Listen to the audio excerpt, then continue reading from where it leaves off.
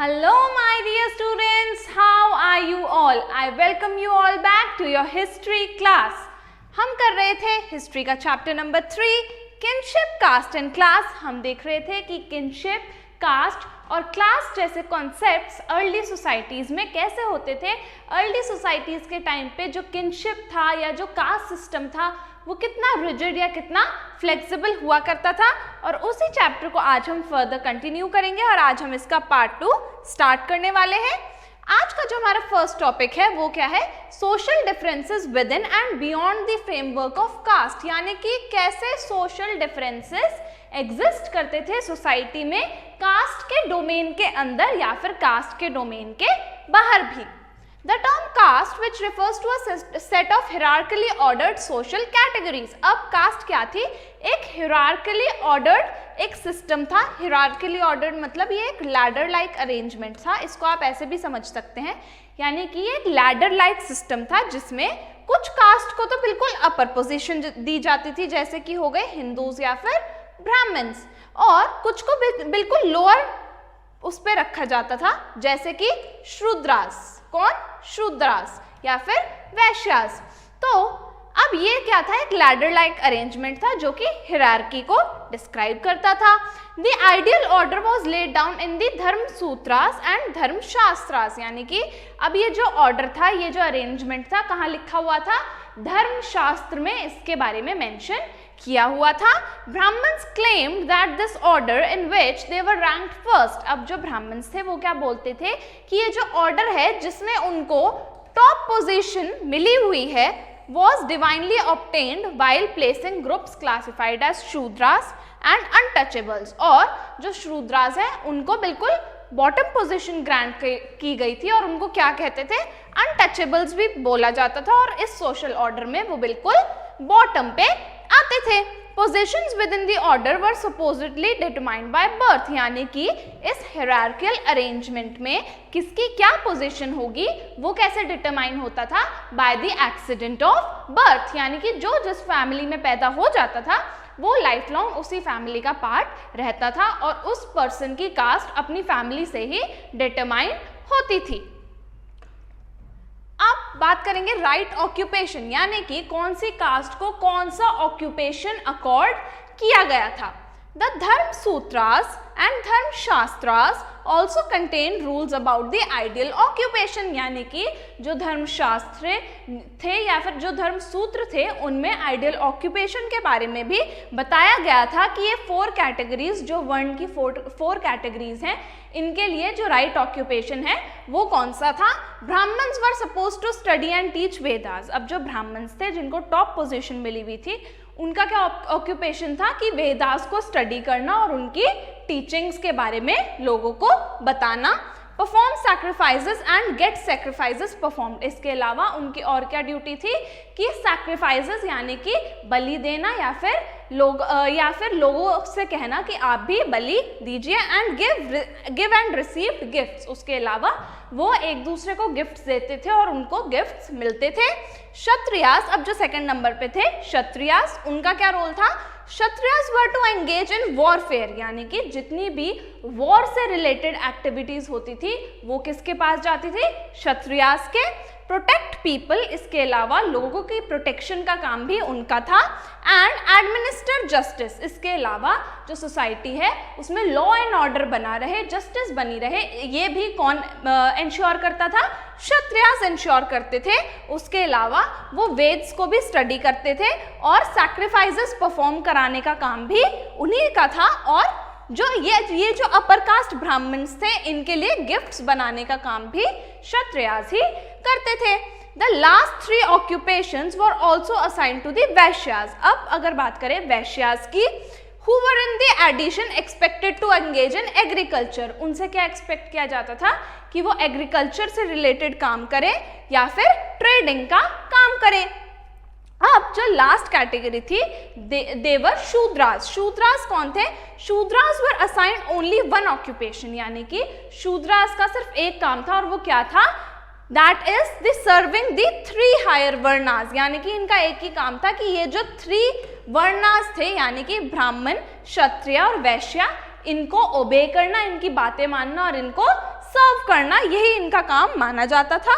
So prescriptions were often reinforced by stories told in the Mahabharat, यानी कि ये सब कहाँ से पता लोगों को कि जो महाभारत में जो भी स्टोरीज दी गई हैं उनके थ्रू लोगों ने इसको फॉलो करना स्टार्ट किया, महाभारत की स्टोरीज के थ्रू। अब बात करेंगे नॉन क्षत्रिय किंग्स की, कि ऐसे भी किंग्स एग्जिस्ट करते थे जो कि क्षत्रिय रेस से बिलोंग नहीं करते थे। वो कौन थे? According to shastras only kshatriya could become king. अब हमारे शास्त्रों में क्या लिखा था कि जो क्षत्रिय ग्रुप से हैं या क्षत्रिय कास्ट से हैं सिर्फ वही किंग बन सकते हैं। लेकिन क्या देखा गया कि नॉन क्षत्रिय किंग भी हिस्ट्री में एग्जिस्ट करते थे। However, several important ruling lineages probably had different origins, लेकिन ज़्यादातर जो बड़ी रूलिंग लीनिएज आई हैं वो क्षत्रिय नहीं थी। In fact political power was effectively open to anyone, यानी कि जो पॉलिटिकल पावर है उसका एक्सेस सबके लिए इक्वली ओपन था।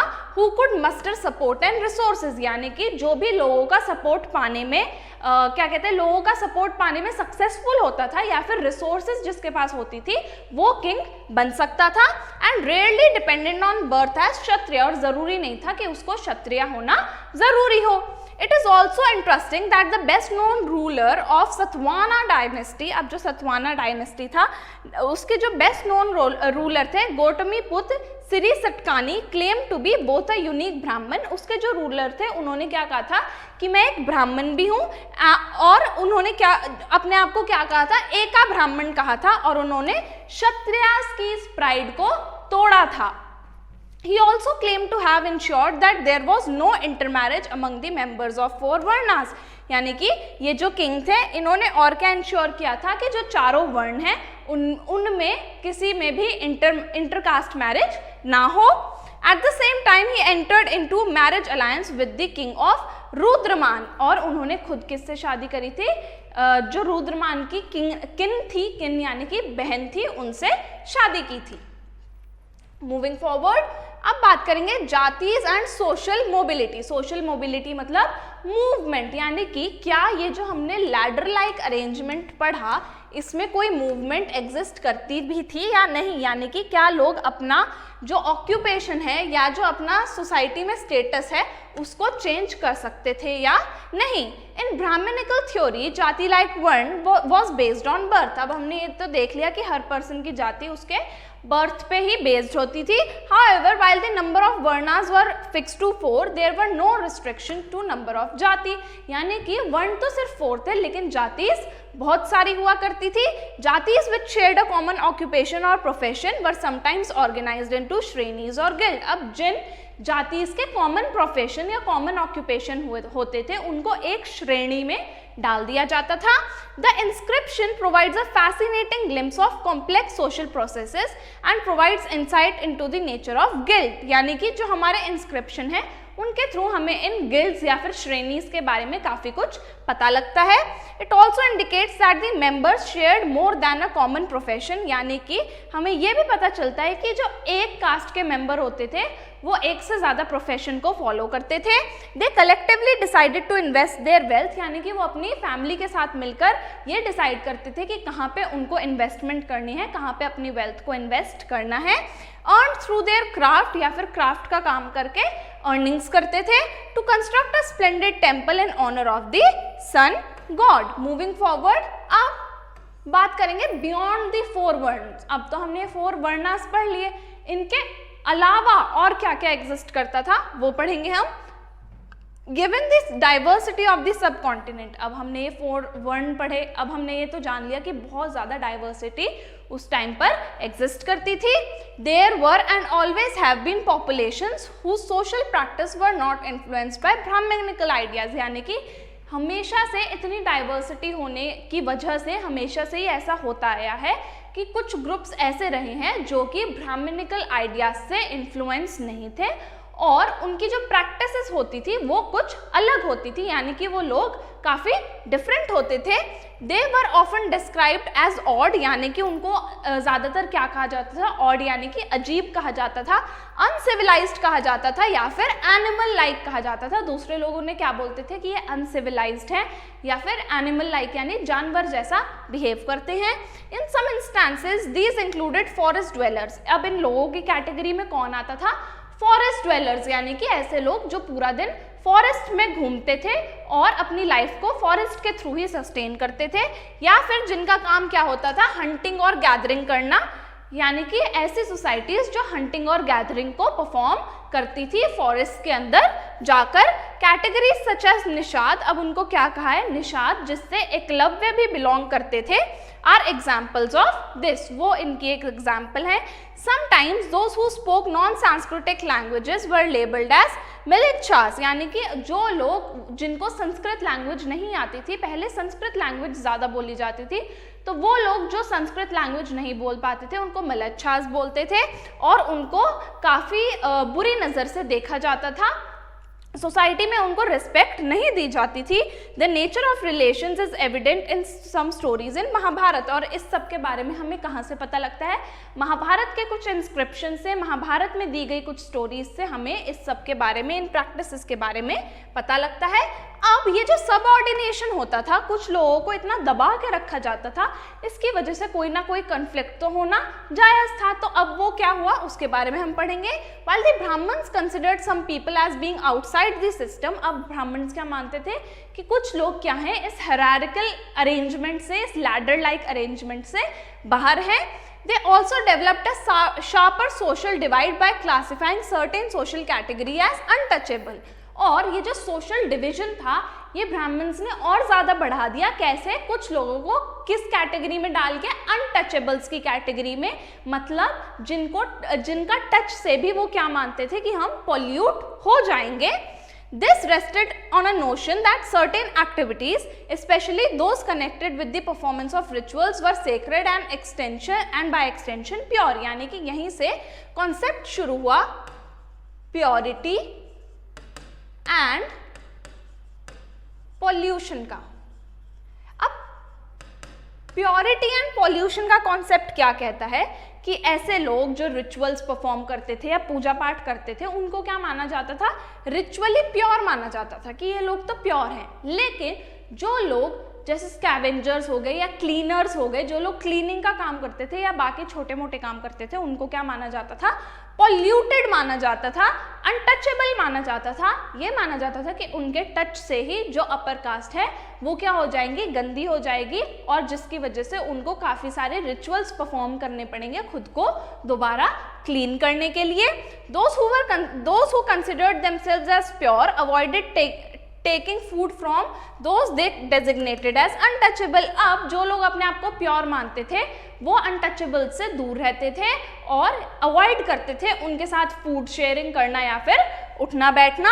इन sharp contrast to the purity aspect some activities were regarded as particularly polluting, यानी कि कुछ एक्टिविटीज तो क्या मानी जाती थी, प्योर मानी जाती थी, जैसे कि रिचुअल्स परफॉर्म करना या फिर पूजा पाठ करना, और ऑन द कॉन्ट्ररी जो कुछ एक्टिविटीज को क्या माना जाता था, पॉल्यूटिंग माना जाता था, जैसे क्लीनिंग या स्वीपिंग जैसे कामों को।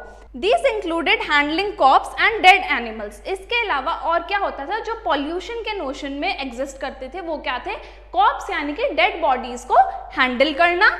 Those who performed such tasks designated as Chandalas, यानी कि जो भी ये काम करते थे पॉल्यूशन के नोशन से रिलेटेड, जो लोग ये काम करते थे उनको क्या बोलते थे, चंडालास बोल के रेफर करते थे। And were placed at the very bottom of the hierarchy, और इनको इस लैडर लाइक अरेंजमेंट में बिल्कुल बॉटम पोजीशन पे रखा जाता था। अब और क्या माना जाता था, their touch and in some cases even seeing them, यानी कि सिर्फ उनके टच कर लेने से या फिर उनके देख लेने से ही क्या माना जाता था कि जो अपर कास्ट है वो पॉल्यूट हो गई है, गंदी हो गई है, by those who claim to be at the top of the social order. जो लोग ये मानते थे कि हम सोशल ऑर्डर के सबसे टॉप पे हैं, वो क्या रिगार्ड करते थे, इनको एज पॉल्यूटेड मानते थे, और ये मानते थे कि अगर ये हमें देख लेंगे या हमें टच कर लेंगे तो हम लोग भी इनकी तरह पॉल्यूटेड हो जाएंगे। The Manusmriti laid down the duties of the Chandalas. अब जो मनुस्मृति है उसमें चंडालास के ड्यूटीज के बारे में काफी कुछ दिया गया है, जैसे कि जो चंडालास थे उनको विलेज से बाहर रहना पड़ता था, जो डिस्कार्डेड यूटेंसिल्स थे यानी कि ऐसे बर्तन जो लोगों ने डिस्कार्ड कर दिए थे, फेंक दिए थे, ऐसे बर्तनों में उनको खाना खाना पड़ता था। And wear clothes of the dead and ornaments of iron, यानी कि डेड बॉडीज के जो कपड़े होते थे वो इनको पहनाए जाते थे, और इनको जो ऑर्नामेंट्स यानी कि ज्वेलरी होती थी वो इनकी कैसी होती थी, आयरन की बनी हुई होती थी। They could not walk about in villages and cities at night, यानी कि रात को विलेज या सिटी में घूमना उनको अलाउड नहीं होता था।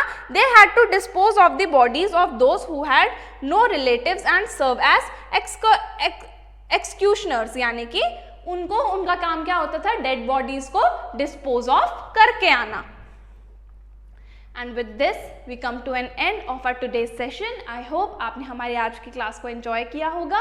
लर्न करोगे प्रीमियम सब्सक्रिप्शन में आपको मिलती हैं live classes from any time anywhere, आप कहीं से भी हमारी लाइव क्लासेस एंजॉय कर सकते हैं। उसी के साथ साथ आपको सारा स्टडी मटेरियल PDF के फॉर्मेट में अवेलेबल करवा दिया जाता है, तो आपको नोट्स की टेंशन लेने की बिल्कुल भी ज़रूरत नहीं है। साथ ही साथ अगर आपको अकेले पढ़ने में बोरिंग या मोनोटोनस फील होता है then don't you worry, because हमारे यहाँ हम आपको एक पीयर ग्रुप में एनरोल कर देंगे जहाँ पर आप अपने दोस्तों के साथ बैठकर आराम से पढ़ाई कर सकते हैं। उसी के साथ साथ हम आपको देते हैं लाइव टेस्ट, क्विजेज और असाइनमेंट्स, जिनके थ्रू आप ये देख सकते हैं कि मैं कैसा परफॉर्म कर रहा हूँ या मैं कैसा परफॉर्म कर रही हूँ। हिस्ट्री के आंसर्स कैसे देने हैं, आंसर्स को लेंथ कैसे देनी है, कैसे आपको एक इम्प्रेसिव आंसर फ्रेम करके आना है, इसी तरीके के आपके सारे डाउट्स क्लियर हो जाएंगे मेरे साथ। इसी प्लेटफॉर्म पे हमारा जो ऑफिशियल ऐप है लर्न करो द लाइव लर्निंग ऐप, उसको डाउनलोड कीजिए, हमें टेलीग्राम पर भी ज्वाइन कीजिए। इसी के साथ हमारा इस चैप्टर का पार्ट 2 यहीं पे खत्म होता है। इसके नेक्स्ट पार्ट में हम पढ़ने वाले हैं रिसोर्सेज और स्टेट्स के बारे में। And now I shall see you in the next class. Till then take care, bye bye.